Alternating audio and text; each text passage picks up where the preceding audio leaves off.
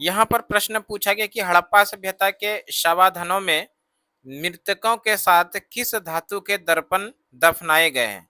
तो इस सवाल का जो सही जवाब होगा, हड़प्पा सभ्यता के शवाधानों में मृतकों के साथ जिस धातु के दर्पण दफनाए गए थे वो धातु है तांबा।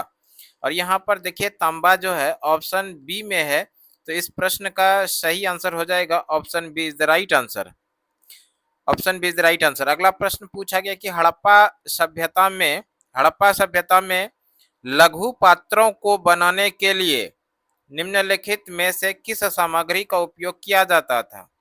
उन्हें संभवतः विलासिता की वस्तुएं माना जाता था। यानी प्रश्न यहाँ पर पूछा गया इस तरह से, हड़प्पा सभ्यता में लघु पात्रों को बनाने के लिए जिस धातु यानी जिस सामग्री का उपयोग किया जाता था उसे संभवतः विलासिता की वस्तुएं माना जाता था। ये वस्तुएं था किस प्रकार का, तो ये है फ्यांस। और यहाँ पर फ्यांस देखिए ऑप्शन सी में, तो प्रश्न का सही आंसर हो जाएगा option C is the right answer. अगला प्रश्न है, निम्नलिखित में से कौन से पत्थर से हड़प्पाई मोहर पाई गई है बनाई गई है। निम्नलिखित में से कौन सी हड़प्पाई पत्थर से मोहर बनाई गई है।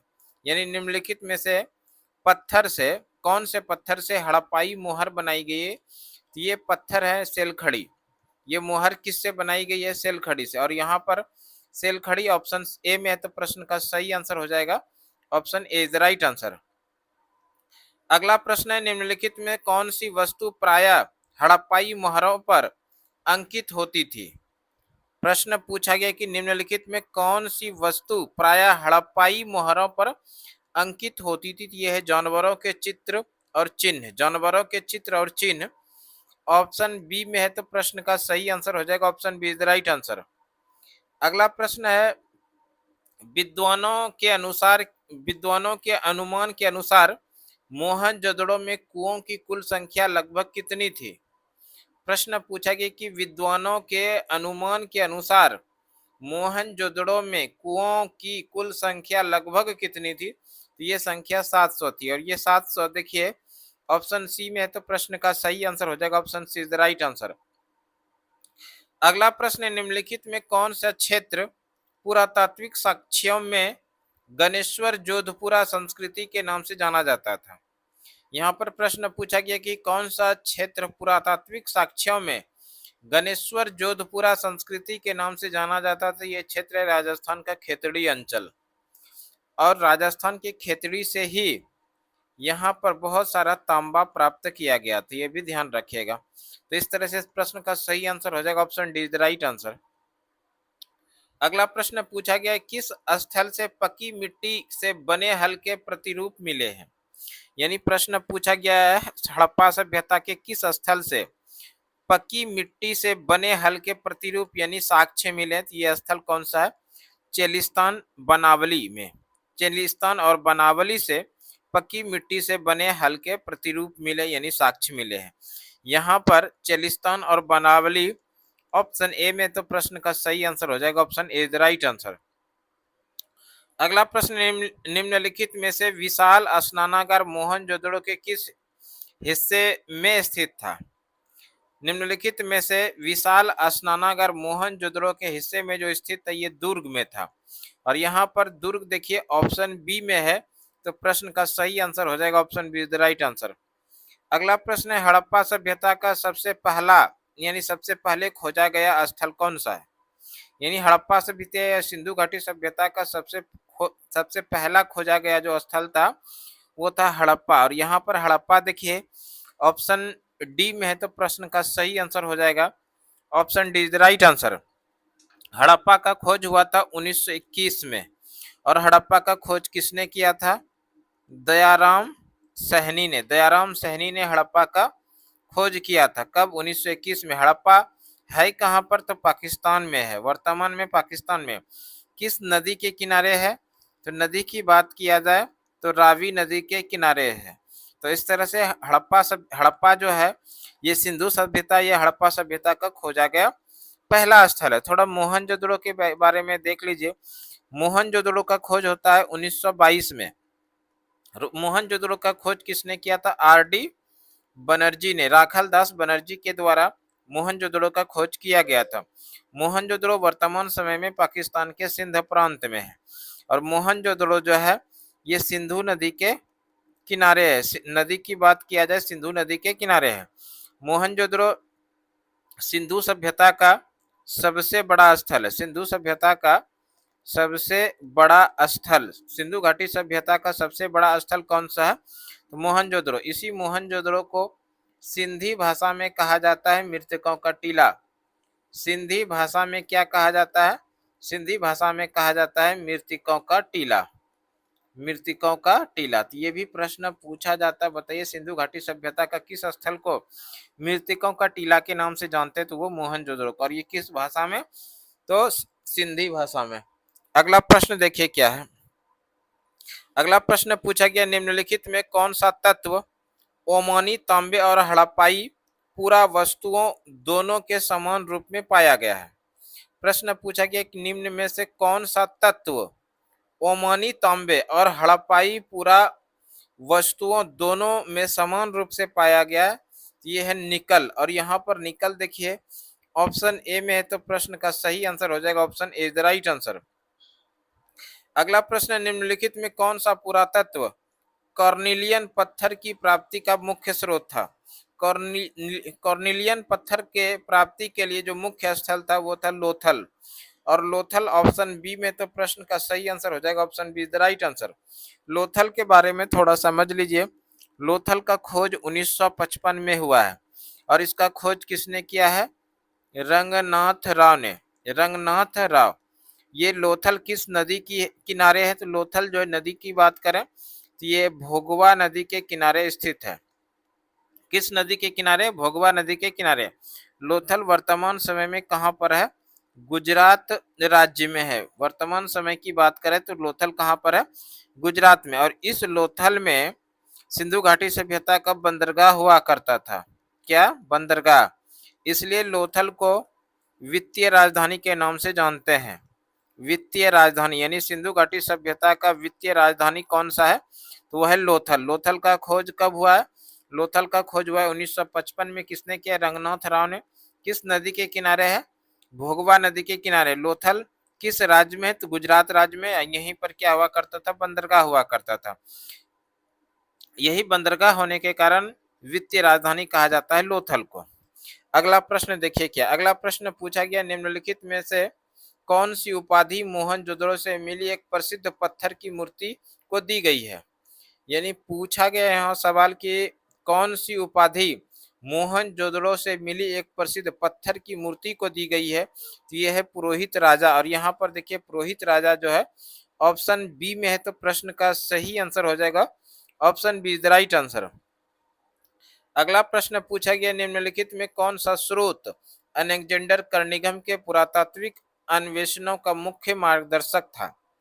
निम्नलिखित में कौन सा स्रोत अलेक्जेंडर कर्निघन के पुरातात्विक अन्वेषणों का मुख्य मार्गदर्शक था? तो ये है चीनी बौद्ध तीर्थयात्रियों का वृत्तांत, जो कि ऑप्शन बी में है, तो प्रश्न का सही आंसर हो जाएगा option B is the right answer. Alexander कर्निघन के बारे में बात करें तो भारतीय पुरातत्व विभाग का जनक माना जाता है इसको। पुरातत्व पुरातत्व विभाग का जनक। पुरातत्व विभाग का जनक किसे माना जाता है? अलेक्जेंडर कर्निघन को। और इन्हीं को पुरातत्व विभाग का महानिदेशक बनाया गया था। पुरातत्व विभाग की स्थापना 1861 में होती है। अगला प्रश्न देखिए क्या। अगला प्रश्न पूछा गया है ऋग्वेद में कौन सा शब्द प्राचीन किलों या गढ़ों को नष्ट करने वाले देवता इंद्र के लिए प्रयुक्त हुआ? ऋग्वेद में कौन सा शब्द प्राचीन किलों या गढ़ों को नष्ट करने वाले देवता इंद्र के लिए प्रयुक्त हुआ था? तो ये है पुरंदर। और यहाँ पर पुरंदर ऑप्शन ए में है, तो प्रश्न का सही आंसर हो जाएगा option A the right answer. अगला प्रश्न निम्नलिखित में से कौन सा पुरातत्वविद मोहनजोदड़ो में जनसंहार के मिथक का सवाल उठता है और उसे खारिज करता है? तो यह है George Dales. George Dales option C में है।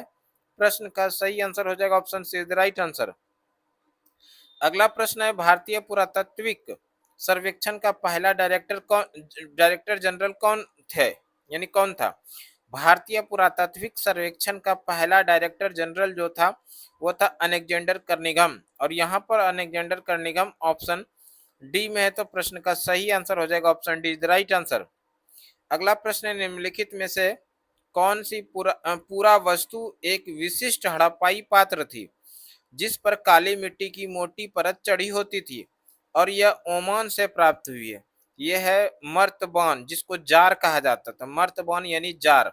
यहाँ पे आप लोग ऑब्लिक देके जार लिख लीजिए, जार, इसी को जार कहा जाता था, जो ऑप्शन बी में है, तो प्रश्न का सही आंसर हो जाएगा option B is the right answer. अगला प्रश्न है, मेसोपोटामियाई मुहर पर किस जानवर को दर्शाया गया है जो संभवतः सिंधु क्षेत्र के रूपांकनों से लिया गया था? ये जो चित्र दर्शाया गया है किस जानवर का मुहर दर्शाया गया, ये कुबड़दार विषभ है। और कुबड़दार विषभ यानी इसको आप कह सकते हैं भैंसा, इस टाइप का, जो ऑप्शन ए में, तो प्रश्न का सही आंसर हो जाएगा option A the right answer. अगला प्रश्न है, किस मूर्ति को आरंभिक पुरातत्वविदों द्वारा मातृदेवी की संज्ञा दी गई थी? किस मूर्ति को आरंभिक पुरातत्वविदों द्वारा मातृदेवी की संज्ञा दी गई थी? तो ये मूर्ति है भारी आभूषणों से लदी नारी प्रीन मूर्तियां, जो कि ऑप्शन ए में है। प्रश्न का सही आंसर हो जाएगा option A the right answer. अगला प्रश्न है, किस ब्रिटिश अधिकारी ने ब्राह्मणी और खरोष्टी लिपियों का अर्थ निकाला? किस ब्रिटिश अधिकारी ने ब्राह्मणी और खरोष्टी लिपियों का अर्थ निकाला था? यह है जेम्स प्रिसेप, और जेम्स प्रिसेप यहाँ पर ऑप्शन सी में है, तो प्रश्न का सही आंसर हो जाएगा option C the right answer. अगला प्रश्न, निम्नलिखित में से कौन सा प्रियदर्शी शब्द को सही ढंग से परिभाषित करता है? प्रियदर्शी शब्द को सही ढंग से जो परिभाषित करता है तो वह है मनोहर मुखाकृति वाला राजा। मनोहर मुखाकृति वाला राजा ऑप्शन बी में, तो प्रश्न का सही आंसर हो जाएगा option be the right answer. अगला प्रश्न है, कौन सा राज्य 16 महाजनपदों में सबसे शक्तिशाली बनकर उभरा? 16 महाजनपदों में सबसे शक्तिशाली महाजनपद मगध था, और यहाँ पर मगध ऑप्शन सी में, तो प्रश्न का सही आंसर हो जाएगा option C the right answer. अगला प्रश्न है, निम्नलिखित में से कौन सी लिपि आधुनिक भारतीय भाषाओं में प्रयुक्त लगभग सभी लिपियों का मूल है? निम्नलिखित में कौन सी लिपि आधुनिक भारतीय भाषाओं में प्रयुक्त लगभग सभी लिपियों में से मूल है? तो यह लिपि है ब्राह्मणी है, जो कि ऑप्शन डी में है, तो प्रश्न का सही आंसर हो जाएगा option D the right answer. अगला प्रश्न है, निम्नलिखित में से कौन कुषाण शासकों का सर्वोत्तम प्रमाण प्रस्तुत करता है? निम्नलिखित में कौन कुषाण शासकों का सर्वोत्तम प्रमाण प्रस्तुत करता है? तो यह सिक्के और मूर्तियां, जो कि ऑप्शन ए में है, तो प्रश्न का सही आंसर हो जाएगा option A is the right answer. अगला प्रश्न पूछा गया है, किस कबीलाई गणराज्य ने पंजाब और हरियाणा के क्षेत्रों में तांबे के सिक्के जारी किए थे? किस कबीलाई गणराज्य ने पंजाब और हरियाणा के क्षेत्रों में तांबे के सिक्के जारी किए थे? तो यह है योधोई। योधोई ऑप्शन सी में है, तो प्रश्न का सही आंसर हो जाएगा option C the right answer. अगला प्रश्न है, मौर्य साम्राज्य का संस्थापक कौन था? मौर्य साम्राज्य के जो संस्थापक थे वो थे चंद्रगुप्त मौर्य, और यहाँ पर चंद्रगुप्त मौर्य ऑप्शन डी में है, तो प्रश्न का सही आंसर हो जाएगा option D the right answer. अगला प्रश्न, अशोक ने धम्म का संदेश फैलाने के लिए किस अधिकारी को नियुक्त किया था? अशोक ने धम्म का संदेश फैलाने के लिए जिस अधिकारी को नियुक्त किया था वो अधिकारी है धम्म महामात्य, और यहाँ पर धम्म महामात्य ऑप्शन डी में है, तो प्रश्न का सही आंसर हो जाएगा option D is the right answer. अगला प्रश्न, निम्नलिखित में कौन से शासकों ने स्वयं को देवपुत्र की उपाधि से सम्मानित किया? देवपुत्र की उपाधि से जो सम्मानित किया तो वो थे कुषाण, और यहाँ पर कुषाण देखिए ऑप्शन सी में, तो प्रश्न का सही आंसर हो जाएगा option C is the right answer. अगला प्रश्न, निम्नलिखित में से कौन प्रयाग प्रशस्ति का मुख्य विषय है? प्रयाग प्रशस्ति जो कि हरिसेन द्वारा रचित है, इसमें समुद्रगुप्त की प्रशंसा के बारे में लिखा गया, और यहाँ पर समुद्रगुप्त की प्रशंसा ऑप्शन सी में है, तो प्रश्न का सही आंसर हो जाएगा option C the right answer. अगला प्रश्न है, निम्नलिखित में से किस ग्रंथ में विवाह अनुष्ठानों के दौरान उत्तम पुत्रों की प्राप्ति हेतु पुजारियों द्वारा उच्चारित मंत्रों का उल्लेख है? ये है ऋग्वेद, और यहाँ पर ऋग्वेद देखिए ऑप्शन बी में है, तो प्रश्न का सही आंसर हो जाएगा option be the right answer. अगला प्रश्न है, निम्नलिखित में से कौन से शासकों ने अपने सिक्कों पर अपने नाम यूनानी और खरोष्टी दोनों लिपि में लिखवाए थे? प्रश्न यहाँ पर पूछा गया, किस शासकों ने अपने सिक्कों पर अपना नाम यूनानी और खरोष्टी दोनों लिपि में लिखवाए गए थे? तो यह है शासक हुआ करते थे हिंद यूनानी। और यहाँ पर निम्नलिखित में कौन से शासकों ने अपने सिक्कों पर नाम यूनानी और खरोष्टी दोनों हिंद यूनानियों ने? जो ऑप्शन सी में, तो प्रश्न का सही आंसर हो जाएगा option C the right answer. अगला प्रश्न, निम्नलिखित में से कौन एक इकाई जैसे कि नातेदार समूह या जाति के भीतर विवाह को संदर्भित करता है? ये विवाह कहलाता है अंतर विवाह, जो कि ऑप्शन डी में है। प्रश्न का सही आंसर हो जाएगा option D the right answer. अगला प्रश्न, निम्नलिखित में कौन पिता का एक महत्वपूर्ण धार्मिक कर्तव्य माना जाता है? पिता का एक महत्वपूर्ण धार्मिक कर्तव्य जो माना जाता है वो माना जाता है कन्यादान। और यहाँ पर कन्यादान ऑप्शन सी में, तो प्रश्न का सही आंसर हो जाएगा option C the right answer. अगला प्रश्न, निम्नलिखित में कौन सी संख्या धर्म सूत्रों और धर्म शास्त्रों द्वारा मान्यता प्राप्त विवाह के कुल रूपों को दर्शाती है? यानी विवाह का इसमें प्रश्न पूछा गया, धर्म सूत्रों और धर्म शास्त्रों के द्वारा मान्यता प्राप्त विवाह के कितने प्रकार हैं? तो विवाह के ये 8 प्रकार जिसको की मान्यता दिया गया। और यहाँ पर ऑप्शन डी में 8, तो प्रश्न का सही आंसर हो जाएगा option D the right answer. अगला प्रश्न, निम्नलिखित में से किसके नाम पर गोत्रों का नाम रखा गया था? गोत्रों का जो नाम रखा गया था ये वैदिक ऋषियों के आधार पर गोत्रों का नाम रखा गया था। और वैदिक ऋषि यहाँ पर ऑप्शन ए में, तो प्रश्न का सही आंसर हो जाएगा option A the right answer. अगला प्रश्न, निम्नलिखित में से किस विद्वान ने महाभारत का एक समालोचनात्मक संस्कार तैयार करने का कार्य शुरू किया? किस विद्वान ने महाभारत का एक समालोचनात्मक संस्कार तैयार करना शुरू किया? तो ये थे वी एस सुकथंकर ऑप्शन ए में है। तो प्रश्न का सही आंसर हो जाएगा option A the right answer. अगला प्रश्न, निम्नलिखित में से कौन सी अवधारणा माता के माध्यम से वंश का पता लगाने को संदर्भित करती है? कौन सी अवधारणा माता के माध्यम से वंश का पता लगाने के को संदर्भित करती थी? ये है मातृवंशिकता, मातृवंशिकता, जो कि ऑप्शन सी में, तो प्रश्न का सही आंसर हो जाएगा option C the right answer. अगला प्रश्न पूछा गया है, किस शब्द का उपयोग संस्कृत महाभारत के पहले खंड के लिए किया जाता है? किस शब्द का उपयोग संस्कृत महाभारत के पहले खंड के लिए किया जाता है? तो ये शब्द है आदि पर्व। और यहाँ पर आदि पर्व ऑप्शन ए में, तो प्रश्न का सही आंसर हो जाएगा option A the right answer. अगला प्रश्न है, परिवारों को निर्दिष्ट या नामित करने के लिए संस्कृत ग्रंथों में किस शब्द का प्रयोग किया गया है? परिवारों को निर्दिष्ट यानी नामित करने के लिए संस्कृत ग्रंथों में जिस शब्द का प्रयोग किया गया वो वंश है कुल। और यहाँ पर कुल ऑप्शन बी में है, तो प्रश्न का सही आंसर हो जाएगा option be the right answer. अगला प्रश्न, निम्नलिखित में कौन सा मार्ग अशोक द्वारा कलिंग विजय के पश्चात गहन अध्ययन उपदेश के लिए अपनाया गया?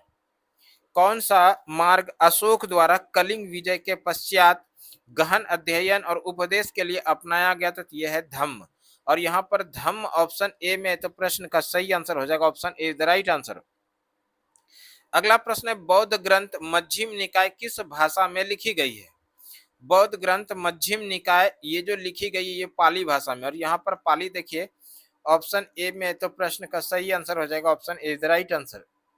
अगला प्रश्न है, निम्नलिखित में से कौन से ग्रंथ में यह मिथक है जो बताता है कि मूल रूप से मनुष्यों के शारीरिक रूप पूरी तरह विकसित नहीं है? निम्नलिखित में कौन से ग्रंथ में यह मिथक है जो बताता है कि मूल रूप से मनुष्यों के शारीरिक रूप पूरी तरह विकसित नहीं है? यह है सुत्त पिटक। और यहाँ पर सुत्त पिटक देखिए ऑप्शन ए में, तो प्रश्न का सही आंसर हो जाएगा option A the right answer. अगला प्रश्न पूछा गया, निम्नलिखित में कौन सा शीर्षक महाभारत में कहानियों के संग्रह को दर्शाता है? महाभारत में कहानियों के संग्रह को जो दर्शाता है उस शीर्षक का नाम है आख्यान। आख्यान, आख्यान यानी नैरेटिव, जो कि ऑप्शन ए सी में है, तो प्रश्न का सही आंसर हो जाएगा option C the right answer. अगला प्रश्न है, निम्न में से कौन जैन ग्रंथ है? इनमें से कौन सा जो है वो जैन ग्रंथ है? यहाँ पर उत्तराधयन सूत्र यानी इसी को बोलते हैं हम लोग भगवती सूत्र। भगवती सूत्र, भगवती सूत्र जो है ये जैन धर्म से संबंधित है। और अंगुत्तर निकाय जो है यहाँ पर है ये बौद्ध धर्म से संबंधित है। यहाँ पर उत्तराध्ययन सूत्र दिया गया। तो ऑप्शन ए में है, तो प्रश्न का सही आंसर हो जाएगा option A is the right answer.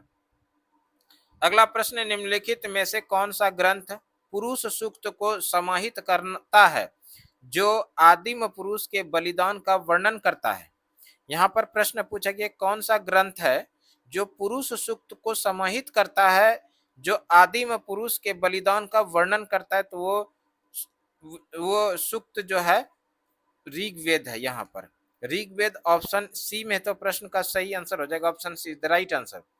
अगला प्रश्न पूछा गया है, निम्नलिखित में से किस शब्द का प्रयोग ब्राह्मणों द्वारा मध्य एशिया से आने वाले शकों के लिए किया गया था। प्रश्न पूछा गया यहाँ पर किस शब्द का प्रयोग ब्राह्मणों द्वारा मध्य एशिया से आने वाले शकों के लिए किया गया था। यहाँ पर जो प्रयोग किया गया जिस शब्द का, वो शब्द है मल्लेच। मल्लेच ऑप्शन बी में, तो प्रश्न का सही आंसर हो जाएगा option B is the right answer. अगला प्रश्न है, निम्नलिखित में से किस सातवाहन शासक ने स्वयं को एक अद्वितीय ब्राह्मण तथा क्षत्रियों के अभिमान का विनाशक बताया। ये बताया था गौतमी पुत्र सातकर्णी को, जो ऑप्शन सी में है। तो प्रश्न का सही आंसर हो जाएगा option C the right answer. अगला प्रश्न है, निम्नलिखित में से कौन चंडालों के कर्तव्यों को निर्धारित करता है। निम्नलिखित में कौन चंडालों के कर्तव्यों को निर्धारित करता है। यहाँ पर जो करता है वो मनुस्मृति करता है, और मनुस्मृति ऑप्शन बी में, तो प्रश्न का सही आंसर हो जाएगा option be the right answer. अगला प्रश्न है, निम्नलिखित में से किन ग्रंथों में ब्राह्मणीय दृष्टिकोण को संहिताबद्ध करने में प्रयुक्त किया गया है। निम्नलिखित में से किस ग्रंथों में ब्राह्मणीय दृष्टिकोण को संहिताबद्ध करने में प्रयुक्त किया गया है। तो वह धर्मसूत्र और धर्मशास्त्र, जो कि ऑप्शन बी में है। तो प्रश्न का सही आंसर होगा option be the right answer.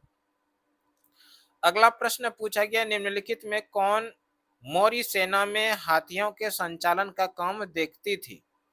प्रश्न पूछा गया कि मौर्य सेना के समय हाथियों का संचालन का काम जो देखती थी, हाथियों का संचालन जो देखती थी, वो छठी उप समिति देखती थी। और यहाँ पर छठी उप समिति ऑप्शन डी में, तो प्रश्न का सही आंसर हो जाएगा option D the right answer.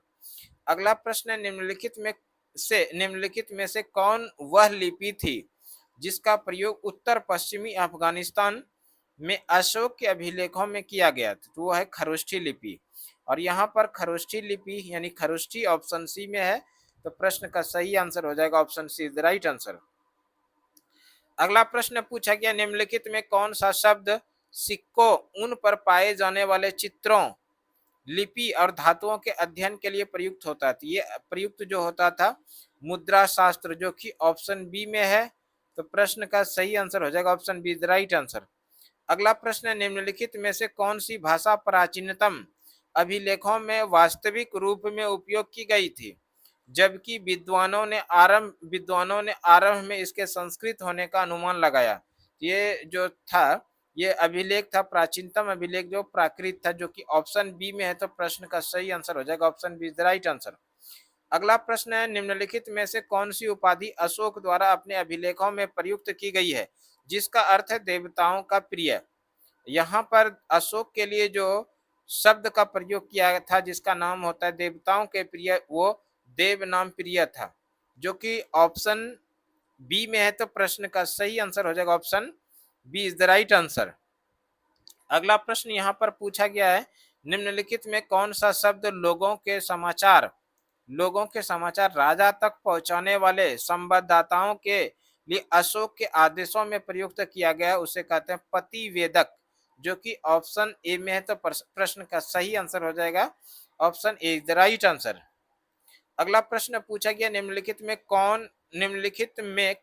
कौन से आधुनिक राज्य में कलिंग स्थित है। आधुनिक राज्य में जो कलिंग है वो ओडिशा है, यानी अभी का जो ओडिशा है उस समय उसको कलिंग के नाम से जाना जाता था। और कलिंग की राजधानी कहाँ पर होती थी। कलिंग की राजधानी थी तोसली। कलिंग की राजधानी कहाँ थी, तोसली। यहाँ पर ओडिशा ऑप्शन बी में, तो प्रश्न का सही आंसर होगा option B is the right answer.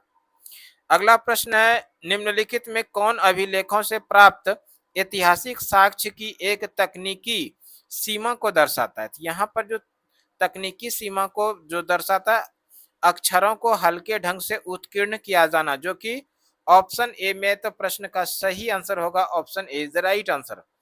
अगला प्रश्न पूछा गया है, किस राजा का नाम अभिलेख में प्रत्यक्ष रूप से नहीं लिखा गया था, बल्कि उसकी उपाधियों का उपयोग किया गया था, तो वह राजा का नाम है अशोक। और यहाँ पर अशोक ऑप्शन सी में है, प्रश्न का सही आंसर हो जाएगा option C is the right answer. अगला प्रश्न है, कौन सा पत्थर हड़प्पाई बाट बनाने के लिए सामान्यतः उपयोग किया जाता था? हड़प्पाई वाट बनाने के लिए सामान्यतः जो उपयोग किया जाता था वो पत्थर था यहाँ पर चट, और चट यहाँ पर जो है ऑप्शन बी में, तो प्रश्न का सही आंसर हो जाएगा option B is the right answer.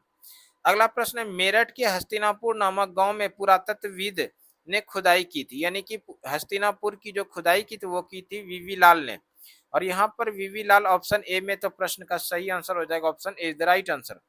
अगला प्रश्न, किसने कुंती और निषादी नामक लघु कथा लिखी?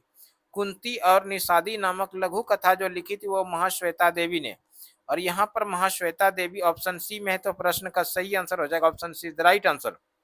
अगला प्रश्न, किस हड़प्पा स्थल से कृषि के लिए नहरों के कुछ अवशेष प्राप्त हुए? हड़प्पा स्थल से कृषि के लिए नहरों के जो कुछ अवशेष प्राप्त हुए तो वो सुरतगही से, और यहाँ पर सुरतगही ऑप्शन सी में, तो प्रश्न का सही आंसर हो जाएगा option C the right answer. अगला प्रश्न, निम्नलिखित में से हड़प्पाई लिपि के बारे में क्या सही है? हड़प्पाई लिपि के बारे में जो सही है, इसे आज तक पढ़ा नहीं जा सका है, और यहाँ पर ऑप्शन बी में है, आज तक पढ़ा नहीं जा सका, इसी को कहा जाता है भाव चित्रात्मक। भाव चित्रात्मक, भाव चित्रात्मक मतलब हो गया कि जिसको समझा जा सके, देखा जा सके, लेकिन किंतु पढ़ा नहीं जा सके, उसी को कहा था भाव चित्रात्मक। अगला प्रश्न देखिए, क्या अगला प्रश्न पूछा गया है, निम्नलिखित में कौन सा नाम मेसोपोटामिया के लेखों में हड़प्पाई क्षेत्र के लिए प्रयुक्त हुआ था?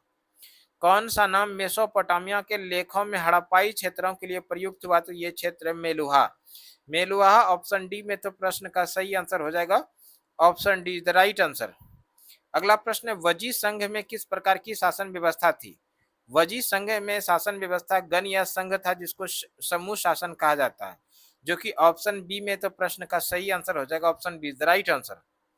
अगला प्रश्न है, निम्नलिखित में कौन सी पुस्तक यूनानी राजदूत मेगास्थनीज द्वारा लिखी गई थी, जो मौर्य काल की प्रमुख स्रोत है? यानी मेगास्थनीज के द्वारा जो प्रमुख पुस्तक है वो कौन सा है, तो वो है इंडिका, और यहाँ पर इंडिका ऑप्शन ए में, तो प्रश्न का सही आंसर हो जाएगा option A is the right answer. अगला प्रश्न है, हड़प्पाई सभ्यता का कौन सा पुरा स्थल नीले रंग की कीमती पत्थर, जिसको लाजवर्त मणि के नाम से जाना जाता था, लाजवर्त मणि का सबसे अच्छा स्रोत था सुरतगही, और यहाँ पर सुरतगही देखिए ऑप्शन बी में, तो प्रश्न का सही आंसर हो जाएगा option be the right answer. अगला प्रश्न है, निम्नलिखित में कौन सा क्षेत्र कर्नाटक में सोने की खान के लिए उपयोगी था? कर्नाटक में सोने की खान के लिए जो प्रसिद्ध है वो है स्वर्णगिरी, और यहाँ पर स्वर्णगिरी ऑप्शन ऑप्शन सी में, तो प्रश्न का सही आंसर हो जाएगा option C the right answer. अगला प्रश्न, निम्नलिखित में शुंग और कण्व जो मौर्यों के तत्काल उत्तराधिकारी थे किस समूह से संबंधित थे? शुंग और कण्व जो मौर्यों के तत्काल उत्तराधिकारी थे ये ब्राह्मणों से संबंधित है, और ब्राह्मण यहाँ पर ऑप्शन डी में, तो प्रश्न का सही आंसर हो जाएगा option D the right answer. अगला प्रश्न, निम्नलिखित में से किसने पांडवों को विशेष रूप से तैयार किए गए लक्षागृह में रहने के लिए आमंत्रित किया था? लक्षागृह के लिए जो आमंत्रित किया था वो दुर्योधन है, यहाँ पर दुर्योधन देखिए ऑप्शन बी में, तो प्रश्न का सही आंसर हो जाएगा option be the right answer. तो इस तरह से आज हम लोगों ने इस वीडियो के अंदर क्वेश्चन नंबर 1 से लेके क्वेश्चन नंबर 70 तक, जो कि बेहद ही महत्वपूर्ण था, प्रीवियस ईयर क्वेश्चन था, उसको इस वीडियो में कवर किए। हमें उम्मीद है ये वीडियो आप लोगों के लिए निश्चित रूप से उपयोगी साबित होने वाला है। इस वीडियो में इतना ही, अगले वीडियो में फिर से नए प्रश्नों के साथ उपस्थित होते हैं, तब तक के लिए धन्यवाद। जय हिंद, वंदे मातरम।